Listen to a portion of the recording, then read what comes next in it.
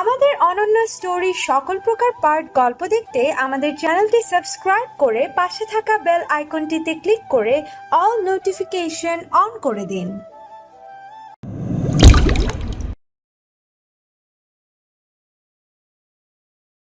Please ছেড়ে দিন আমায়, আমি যাব না। আফিফ রাগী গলায় সেলিমকে বলল, নুহার হাত ছাড়ো। ওই পোলা কে তুই? ওরে আমি নিয়ে যাইতেছে, সর সামনে থেকে। ওর হাত ছাড়ো, না হলে কিন্তু খুব খারাপ হবে। কি খারাপ করবি তুই? তুই চেনস আমারে? খুন কইরা গাঙ্গে ভাসায়া দিমু।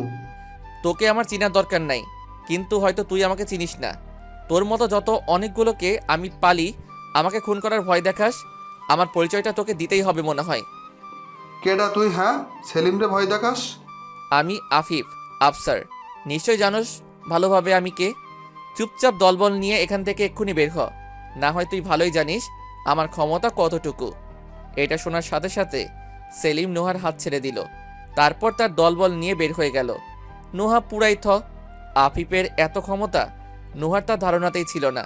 শবনম বেগম কাঁদতে কাঁদতে নুহাকে জড়িয়ে ধরলেন, নুহাও কাঁদছিল।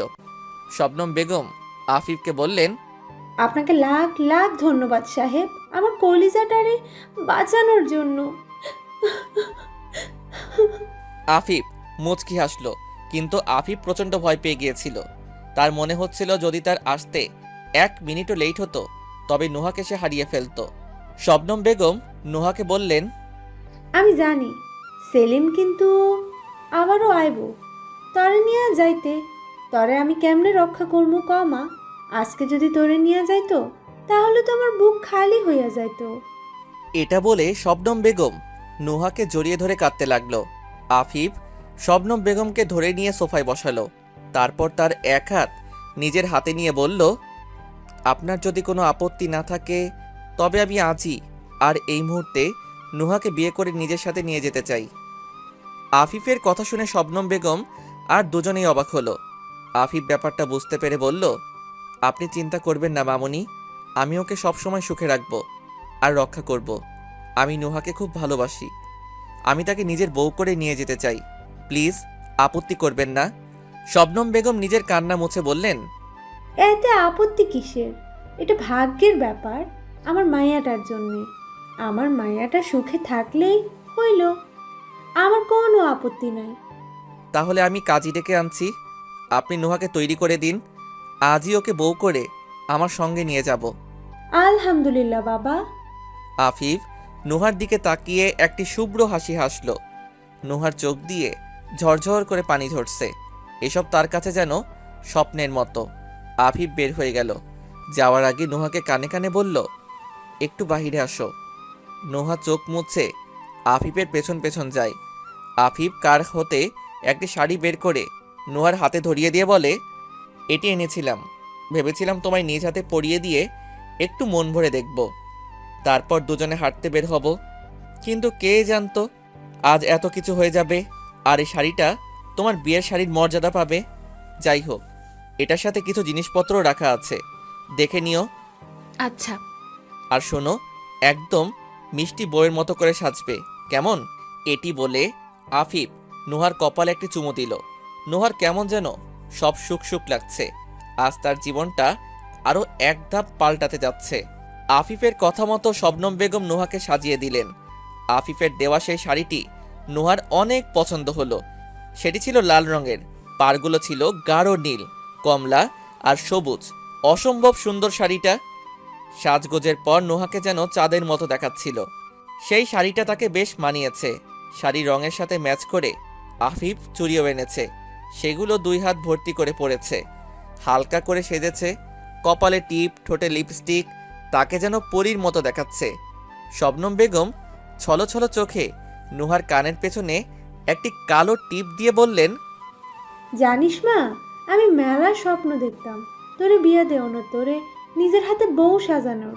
দেখ এই স্বপ্নগুলাই পূরণ হইল। আল্লাহ তোর কপালে অনেক সুখ লিখা রাখছে, দেখানিস। আজকে তুই বউ হবি, সাহেব তোরে বিয়া করে নিয়ে যাইব। ওই বাড়িতে যাইয়া এই দুঃখিনী মাটারে ভুইলা যাইস না রে মা। শবনম বেগম ঢুকরে কেঁদে উঠলেন। নুহা ওনাকে শক্ত করে জড়িয়ে ধরল, তার চোখেও জল চিকচিক করছে। তোমাকে কি কখনো ভুলতে পারবো মামুনি, বলো তো? আজ আমি যা, সব তো তোমারই অবদান। তুমিই তো আমার মা। মাকে কখনো মেয়েরা ভুলতে পারে বলো? প্রায় অনেকক্ষণ তারা একে অপরকে জড়িয়ে ধরেছিল।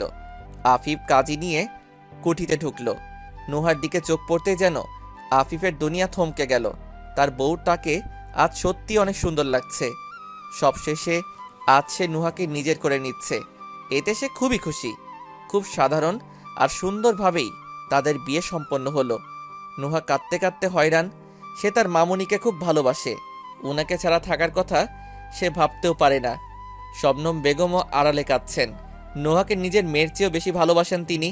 নুহাকে নিজের বুকেই রাখতেন, নিজ হাতে খাইয়ে দিতেন, আরও কত কি। আজ তার বুক খালি হতে যাচ্ছে। আফিফ ব্যাপারটা বুঝতে পেরে শবনম বেগমের উদ্দেশ্যে বলল, মামনি, আপনি একদম চিন্তা করবেন না। আপনার কলিজার টুকরাটা আমার কলিজা হয়ে থাকবে।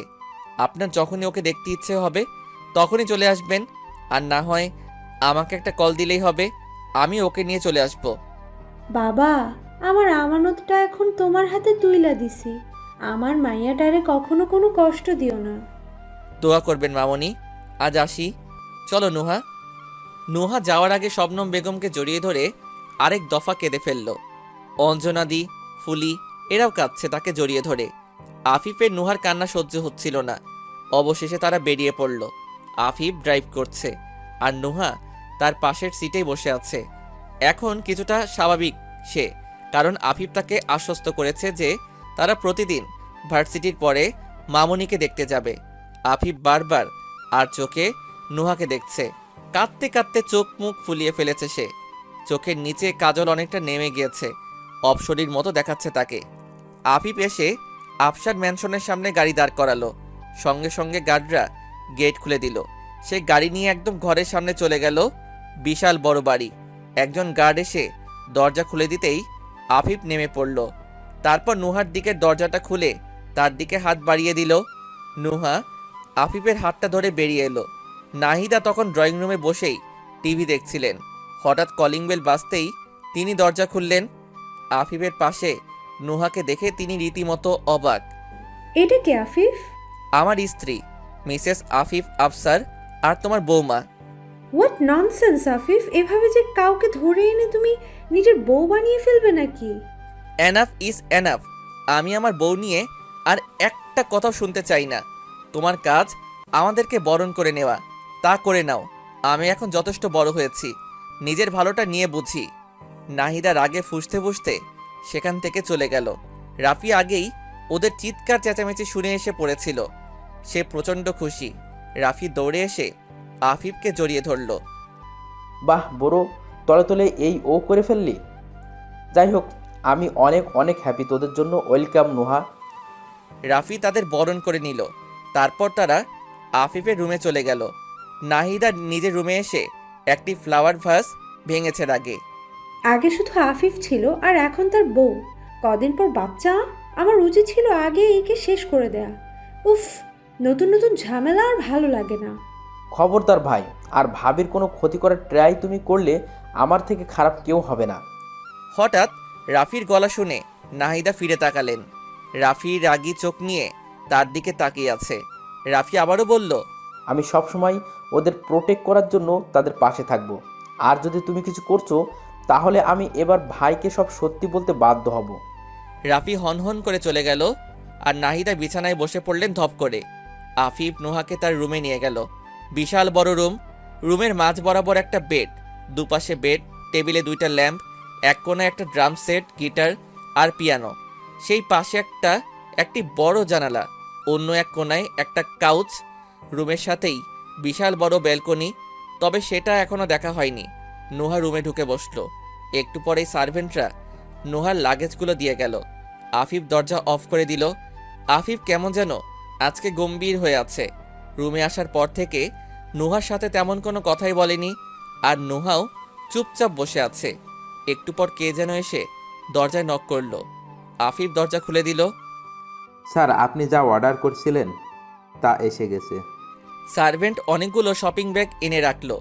ঘরে নুহা বসে বসে দেখছে আর অবাক হচ্ছে। ব্যাগগুলো রাখা শেষে তারা আবার চলে গেল। আফিফ ডোর লক করে সেই প্যাকেটগুলো খুঁটিয়ে খুঁটিয়ে দেখে একটি প্যাকেট হাতে নিয়ে নোহার দিকে এগিয়ে দিল। এই নাও, গিয়ে ফ্রেশ হয়ে এই শাড়িটি পরে নাও, এদিকে চেঞ্জিং রুম আছে। আচ্ছা। নোহা প্যাকেটটি হাতে নিয়ে শাড়িটি বের করে নিল। গাঢ় জাম কালারের একটা শাড়ি, ছাই কালারের পাড়, হালকা স্টোনের কাজ করা, সাথে ম্যাচ করা ব্লাউজ পেটিকোটও পেল। নোহার এই শাড়িটিও বেশ পছন্দ হয়েছে। নোহা শাড়িটি নিয়ে বসে আছে, কারণ সে শাড়ি পরতে পারে না। সে মাথা নিচু করে বলল, শাড়ি ছাড়া কি অন্য কোনো কাপড় নেই? আসলে আমি পরতে জানি না। তুমি পড়তে না জানলে কি হবে? আমি তো পড়াতে জানি, তাই না? আমি না হয় পরিয়ে দেব, তুমি বাকিগুলো পরে আসো। আফিফের কথায় নোহা কিছুটা লজ্জা পেয়ে বলল। আচ্ছা। নোহা ওয়াশরুমে চলে গেল ফ্রেশ হতে। আফিফ সার্ভেন্ট ডাক দিল। সার্ভেন্ট আসতেই তাকে বলল, তোমাকে কল দিয়ে যা বলেছিলাম তা কি করেছো? জি স্যার, আমরা অল্প সময়ের মধ্যে যতটুকু পারি করেছি, আর একটু সময় লাগবে। ওকে, 11টার আগে যাতে কমপ্লিট হয়। আর খাবার অর্ডার করেছো? জি স্যার। ওকে, সব কোনো অ্যারেঞ্জমেন্টে যাতে ত্রুটি না থাকে। আর আমরা উপরে গেলে যে টাইমটা পাবে তার মধ্যে এই রুমটা সিম্পল করে সাজিয়ে দিবে। জি স্যার। ওকে, নাও গো। সার্ভেন্ট চলে গেলে আফিফ আবারও গিয়ে জানালার সামনে দাঁড়ালো। আজকে সে তার বাবাকে অনেক মিস করছে। হয়তো বাবা থাকলে অনেক খুশি হতো। এসব ভাবতে ভাবতে একটা দীর্ঘশ্বাস ফেলে সে। নুহা অনেকক্ষণ ধরে শাওয়ার নিল, তারপর চুল বেঁধে ব্লাউজ পেটিকোট পরে শাড়িটা কোনো রকম পেঁচিয়ে বের হলো। নুহার ভীষণ লজ্জা লাগছে। নুহাকে দেখে আফিফ তার দিকে এগিয়ে গেল, শাড়িটা সরিয়ে নিল। নুহা লজ্জায় জড়সড় হয়ে দাঁড়িয়ে রইল। আফিফ যত্ন সহকারে নুহাকে শাড়ি পরানো শুরু করলো। নুহার শরীরে আফিফের হালকা ছোঁয়া লাগলেই নুহার মনের ভেতর তোলপাড় শুরু হয়ে যেতে লাগলো। আফিফ শাড়ির কুচি গুজার জন্য নিচে বসে পড়ল। কুচিগুলো গুজার সময় নুহার নাভির ঠিক একদম নিচের একটি তিলে তার নজর আটকে গেল। আফিফ সেটাই তার ঠোঁট ছুঁয়ে দিতেই নুহা অনেকটা কেঁপে উঠল। আফিফের প্রত্যেকটা ছোঁয়াই অন্যরকম ভালোবাসা মিশ্রিত। কুচি গুজে আফিফ উঠে দাঁড়ালো। নুহা মাথা নিচু করে দাঁড়িয়ে আছে। আফিফ নুহার মাথার থেকে টাওয়েলটা সরিয়ে নিল। নুহার ভেজা চুলগুলো ছড়িয়ে পড়ল। আফিফ এক দৃষ্টিতে তার মায়াবতীকে দেখছে। শাড়িটাই বেশ মানিয়েছে, ভেজা চুলে যেন নুহাকে অপরূপ লাগছে। আফিফ নুহার কানের কাছে মুখ নিয়ে বলল, একটু ওয়েট করো বউ, আমি ফ্রেশ হয়ে আসছি। মাথা নিচু রেখেই নুহা উত্তর দিল, আচ্ছা। আফিফ চেঞ্জিং রুম থেকে কাপড় চোপড় নিয়ে ওয়াশরুমে চলে গেল। নুহা রুমের চারপাশটা চোখ বুলিয়ে ব্যালকনিতে চলে গেল। ব্যালকনিতে গিয়ে নুহার চোখ আটকে গেল। একপাশে একটা টেবিল আর ছোট একটা সোফা, ঝুলন্ত একটা দোলনা, আরেক পাশে কয়েকটা ফুলের গাছ। বেলকুনির সামনের দৃশ্যটাও সুন্দর, একটা দিঘির মতো, যার চারপাশে গাছপালা আর কৃষ্ণচূড়া গাছ। বড়সড় সেই গাছটি ফুলে ভরে আছে। রাতের চাঁদের আলোতে সব অপূর্ব দেখাচ্ছে। নুহা মুগ্ধ হয়ে দেখছে সব। আফিফ বের হয়ে নুহাকে রুমে না পেয়ে বেলকুনির দিকে পা বাড়ালো। গিয়ে দেখল নুহা দাঁড়িয়ে আশেপাশে নজর বুলাচ্ছে। নুহার ভেজা চুলগুলো যেন তাকে কাছে টানছে। আফিফ গিয়ে নুহাকে পেছন থেকে জড়িয়ে ধরল। আফিফের এভাবে জড়িয়ে ধরাতে নুহা প্রায় অবাক আর লজ্জিত। আফিফ নুহার চুলগুলো সব একপাশে এনে নুহার ঘাড়ে মুখ ডুবিয়ে দিল। আফিফের সেই গরম নিঃশ্বাসগুলো এসে নুহার ঘাড়ে আর গলায় পড়ছে। আফিফের এভাবে জড়িয়ে ধরে আদর করাটা নুহার বেশ ভালো লাগছে। নুহা আফিফের হাত খামচে ধরে আছে। বেশ কিছুক্ষণ তারা এভাবে ছিল। দরজায় নক পড়তেই আফিফ নুহাকে ছেড়ে দিল। 1 মিনিট দেখে আসি কে এসেছে। যাও। নুহা লজ্জায় আফিফের দিকে ফিরতে পারছে না। আজকে কেন জানি একটু বেশি লজ্জা লাগছে তার। আফিফের আজকের ছোঁয়াগুলো একদম অন্যরকম, কারণ আজকে থেকে তাদের সম্পর্কটা নতুন মোড় নিয়েছে। সব কিছুতেই নতুনত্ব। নুহা মনে মনে আল্লাহর শুকরিয়া আদায় করে। নুহা ঘরে ঢুকতেই দেখে আফিফ একটি জুয়েলারি বক্স হাতে নিয়ে দাঁড়িয়ে আছে। নুহাকে দেখে আফিফ বলল, এদিকে আসো। নুহা এগিয়ে আসতেই আফিফ সেই বক্সটি নুহার হাতে দিল। নুহা খুলে দেখলো একটি হোয়াইট স্টোনের সেট, সাথে একটি ব্রেসলেট, ইয়াররিংস আর একটা রিং, অসম্ভব সুন্দর। আফিফ সেটি হাতে নিয়ে নুহাকে পরিয়ে দিল। তারপর নিজ হাতে নুহাকে হালকা করে সাজিয়ে দিল। চুলগুলো ড্রায়ার দিয়ে শুকিয়ে ছাড়া রেখে দিল। ব্যাস, নুহাকে অপরূপ লাগছে। আফিফ নিজেও চোখ সরাতে পারছে না। আফিফ নুহার দিকে হাত বাড়িয়ে দিয়ে বলল, তাহলে চলুন মিসেস আফিফ আফসার, আপনার জন্য সারপ্রাইজ ওয়েট করছে। নুহা মুচকি হেসে আফিফের হাতে হাত রাখল। আফিফ নুহার হাত ধরে ছাদের দিকে পা বাড়ালো। ছাদের দৃশ্য দেখে নুহা প্রায়ই অবাক। একটা টেবিল সাজানো, 2টা চেয়ার, আশেপাশে ফেয়ারি লাইট দিয়ে সাজানো, এক কথায় চমৎকার। নুহা পেছনে ফিরে আফিফের দিকে তাকাতেই দেখে তার হাতে একটি ফানুস। চলো একসাথে উড়াই। নুহা ফানুসটা হাতে নিল। আফিফ সেটা জ্বালিয়ে দিল। এরপর দুজনে মিলে ফানুসটা উড়িয়ে দিল। নুহা এক মনে সেটির দিকে তাকিয়ে আছে, আর আফিফ নুহাকে দেখছে। নুহা তা খেয়াল করতেই আবারও লজ্জায় লাল হয়ে গেল। আফিফ নুহাকে হাত ধরে নিয়ে টেবিলের একটি চেয়ার টেনে বসালো, নিজেও বসলো। একটু পরেই সার্ভেন্টরা এসে ডিনার সার্ভ করে গেল। খেতে খেতে আফিফ বলল, সরি, অল্প টাইমের মধ্যে এত আহামরি কিছু অ্যারেঞ্জ করতে পারলাম না। আসলে সব হুট করেই হয়ে গেল। আরে যতটুকু করেছো তা অনেক, আমার ভালোই লেগেছে। তাই নাকি? তাহলে নেক্সট সারপ্রাইজটাও ভালো লাগবে আশা করি। নুহা অবাক হয়ে বলল। আরে কিছু বাকি আছে নাকি? আফিফ নুহাকে চোখ মেরে বলল, এখনো তো অনেক কিছুই বাকি মিসেস আফসার, তাড়াতাড়ি খেয়ে নিন। ওকে। দুজনেই খেয়ে নিল। খাওয়া শেষে আফিফ নুহার হাত ধরে কিছুক্ষণ চারপাশে হাঁটাহাঁটি করলো। হঠাৎই সে নুহার সামনে হাঁটু গেড়ে বসে পড়ল। নুহা শুধুই অবাক হচ্ছে আফিফের আচরণে। আফিফ তার পকেট থেকে একটি রিং বের করে নুহার সামনে ধরে বলল, জানো কত কিছু ভেবেছিলাম আমি। এক্সাম শেষ হওয়ার পর তোমাকে আগে এই রিংটা দিয়ে প্রপোজ করব, তারপর অনেক ধুমধাম করে তোমাকে বউ করে আনবো। কিন্তু তা আর হলো না। সব কিছুই এত আচমকা হলো। আচ্ছা যাই হোক, নুহা তুমি কি সারা জীবন আমাকে আগলে রাখবে? আমাকে এভাবে ভালোবেসে যাবে? নুহার চোখে পানি। সে ভাবতেই পারছে না কারোর জন্য সে এতটা গুরুত্বপূর্ণ। সে মাথা নেড়ে সায় দিল। আফিফ নুহার হাতে রিংটা পরিয়ে দিল। তারপর উঠে নুহার চোখ বেঁধে দিল। তারপর এক ঝটকায় তাকে কোলে তুলে নিল। নুহা ভয়ে আফিফকে আঁকড়ে ধরল। আফিফ নুহার কানে ফিসফিসিয়ে বলল, let's go Mrs Afsar, another surprise is waiting. নুহাকে কোলে করে নিয়ে আফিফ তাদের রুমের উদ্দেশ্যে হাঁটা দিল। পুরো রুমটা শুধুমাত্র রং বেরঙের মোম আর গোলাপের পাপড়ি দিয়ে সাজানো। সাধারণের মধ্যেও অসাধারণ দেখতে। আফিফ নুহাকে নামিয়ে দিয়ে চোখের বাঁধন খুলে দিল। নুহা চোখ খুলে রুমের দিকে তাকিয়ে পুরাই অবাক। হঠাৎ তার মনে তোলপাড় শুরু হয়ে গেল। আজকে তারা রাফিফের বাসর, কিন্তু এক নিমিষেই তার আনন্দগুলো মাটি হয়ে গেল যখন তার মনে পড়ল তার এই শরীরটা কতজনে খুবলে খুবলে খেয়েছে। আচ্ছা, আফিফের সাথে কোনো অন্যায় করছে না তো? নুহা দাঁড়িয়ে দাঁড়িয়ে ভাবছে। তখনই আফিফ নুহাকে পেছন থেকে জড়িয়ে ধরল। আস্তে আস্তে তার সব গয়নাগুলো খুলে ফেলল। নুহা ঠায় দাঁড়িয়ে আছে। আফিফ নুহাকে আবারও তুলে নিল কোলে। নুহাকে খাটে নিয়ে বসিয়ে দিল। নুহা চোখ বন্ধ করে আছে। তার চোখ দিয়ে অনবরত পানি গড়িয়ে পড়ছে। আফিফ তা খেয়াল করল। সে নুহার চোখে নিজের ঠোঁট ছুঁয়ে দিয়ে বলল, আই প্রমিস নুহা, তোমার এই চোখ দুটোই কখনো আমার কারণে পানি ঝরতে দিব না। আর তোমাকে নিজের সর্বস্ব দিয়ে আগলে রাখবো। তোমাকে অনেক ভালোবাসবো, অনেক। নুহা আচমকাই আফিফকে ঝাপটে ধরে ফেলল। এখনও সে নিজেকে সামলাতে পারছে না। এখনও চোখ দিয়ে জল ঝরছে। আফিফ নুহাকে শক্ত করে জড়িয়ে ধরল। সময় যত গড়ালো তারা একে অপরের আরও কাছে চলে এলো। তাদের সম্পর্কে আর কোনো দূরত্ব রইল না। একে অপরকে নিজের করে নিল তারা। সেই রাতটিও তাদের ভালোবাসার মতো পরিপূর্ণ হলো। ফজরের আজান পড়তেই নুহার ঘুমটা ভেঙে গেল। নুহা চোখ খুলে দেখল আফিফ তাকে আষ্টে পৃষ্ঠে জড়িয়ে ধরে বেঘরে ঘুমাচ্ছে।